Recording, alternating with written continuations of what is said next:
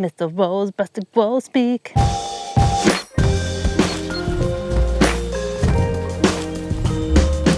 Oh, right.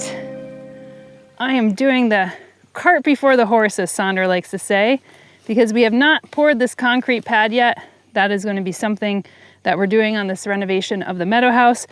But I came back this way because it's too much in the shade in the front house. But these plants are actually going to go to the front of the house, hence some of this beautiful terracotta pots that we have here. I actually cleared out one of my anthuriums and put it into another pot in order to clear this out for this limequat. So I have a limequat and I have a kumquat tree. So in one of my earlier videos, I highlighted a calamandan orange, and I thought it would be nice to have like a little group of citrus trees.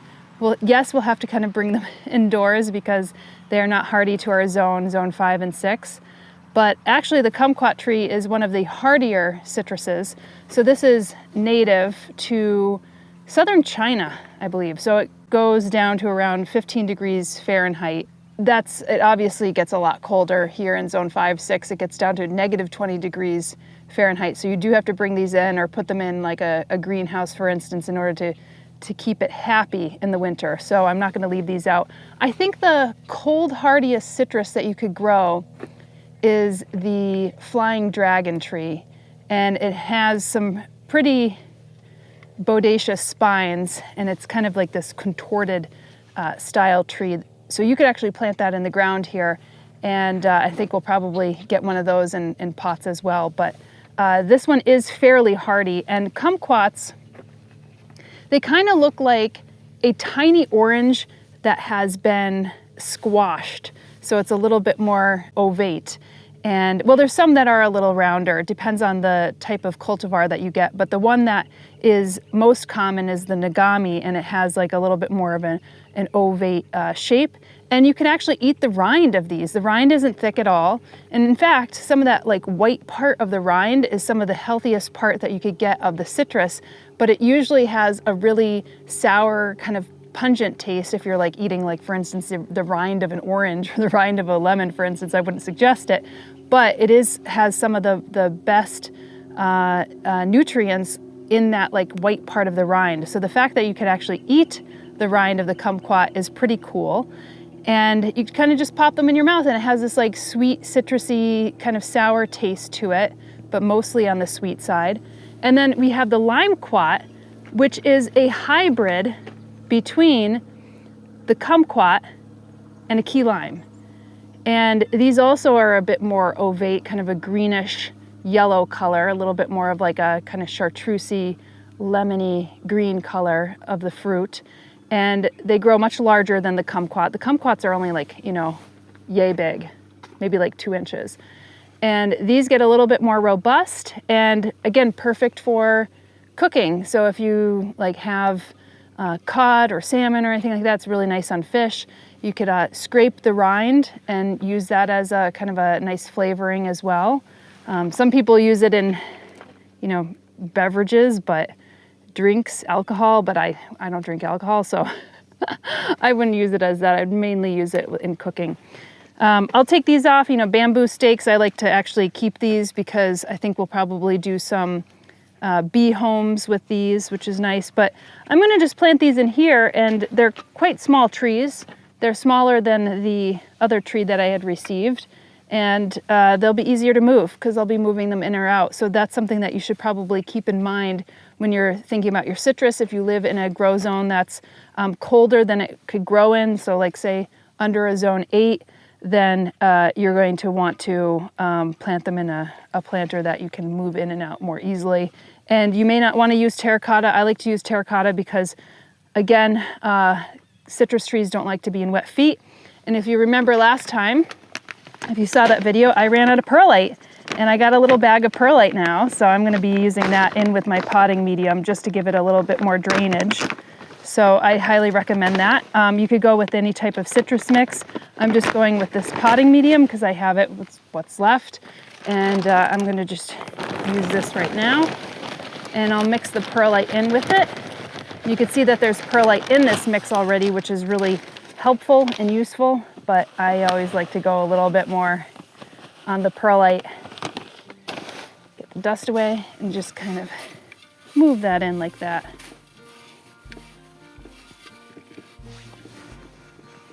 So this guy, I'm gonna go in here, kept this pretty dry. And what's nice about leaving it outside is that it actually gets the rainwater that comes in. I'm gonna just break up some of these roots in here so that it will kind of grow down and not around and choke itself out. But roots are pretty good here. I just broke some, but that's okay. Some of the white roots in here look pretty healthy. This is a little compact over here, so I'm just gonna tease that out. And you can see that these are like little slow release fertilizers right here. So oftentimes, you know, these plants are heavy feeders. And so you wanna make sure that it does have fertilizer, but when it's coming from the grower, it will already have quite a bit of fertilizer in it. So I am gonna put a little fertilizer in it, but not too much. I don't want to over fertilize it, especially because I'm not planting it in the ground. I am planting it in a planter, as you can see.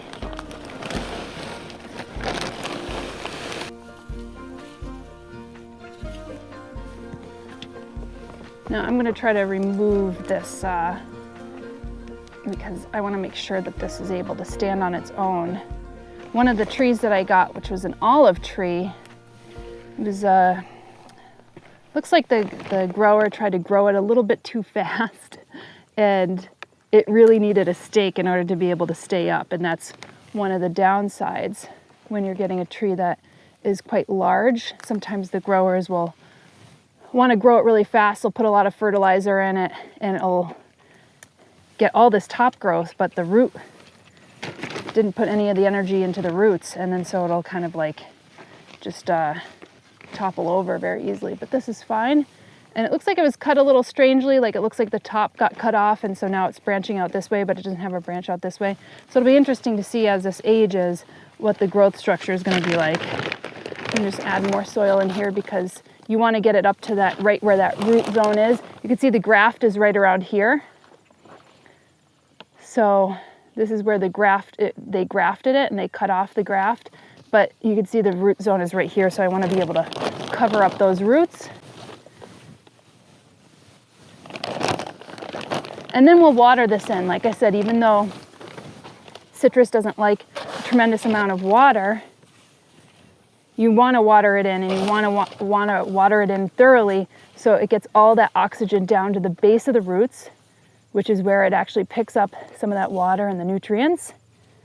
And you want to make sure that the soil is compressed slightly so you're getting some of the air pockets out. And then as you're kind of watering it in, it will set the roots down and really set the plant into the pot. So I'm lightly compressing. I'll put a little bit more on the top just to cover some of those top roots.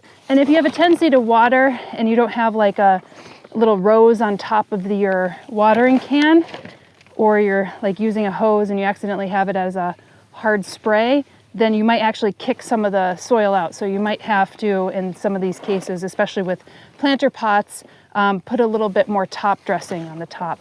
So that's one. We'll move that over here and we'll go on to the kumquat. Now this is funny, it has like a nice spider web on top. Sorry about that, Mr. Spider. So I could probably plant this up pretty high because this one is, you know, doesn't have a long root system. But I'll have plenty of space for it to grow down into.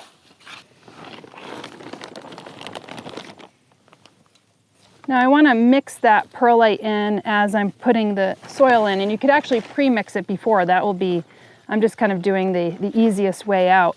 But you don't want to do like perlite, then soil, or perlite and soil, and then create these lasagna layers.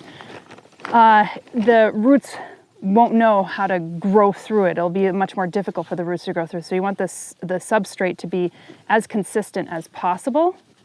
Okay, I'm just gonna push this down in here, make sure that the roots are in, make sure the plant is straight. That is one thing that I sometimes fail to look at afterwards. Sandra always picks up that the plant is not as straight as it should be. Okay, I'm going to take this out, and I'm just going to put a little bit more on the top because I could already see that there's some roots sticking out. This obviously came in a much smaller as well, so I'll take my gloves off so it's easier to pull these off. This plant came in smaller. As you can see, it's not as big as the Calamondin or the Limequat that I got. So sometimes it benefits you to get something that's a little bit smaller, especially if you have to take these into your house, or if you have like a small greenhouse area and you don't have a lot of space. Getting them small is not a bad deal. And what's great about with all these plants, the Calamondin, the Kumquat, the Limequat, is that sometimes it doesn't matter what size they are. They actually start producing fruit relatively early. So sometimes within the first year or two. So I probably won't see fruit this year, but maybe next year if we treat these plants right and if they are able to survive the winter inside a house because we don't have that greenhouse. All right, that is great. I'm going to water these in and then call it a day. We'll put this on the front porch. And as the front porch starts to get done, we'll be able to kind of put these plants on there in some semblance of order. Sandra just built a really beautiful bucket bench for the front of the house. And so even though back in the old days, that was used to bring water, pails of water or buckets of water to the family on the inside so they could use it for cooking or for bathing or anything along those lines, because a lot of people didn't have wells at that time. We're probably going to be using it for kicking off our shoes and displaying plants. So there you go. Planting up a Kumquat and a Limequat. We'll continue planting throughout the season to dress up the inside and outside area of the former nursery office turned meadow home. So stay tuned here on this channel and on our sister channel, Flock Finger Lakes, for more related updates. In the meantime, if you enjoy these videos, give them a like, subscribe, and hit that notifications button. 1% of our Google AdSense revenue is donated to plant conservation initiatives, so all your support is very much appreciated. In addition, you could check out our suite of online houseplant courses like the Houseplant Masterclass, Houseplant Basics, the 125 Houseplant Care Spreadsheet, and more. You could find out all that information at homesteadbrooklyn.com and on houseplantmasterclass.com. We'll see you in the next video here.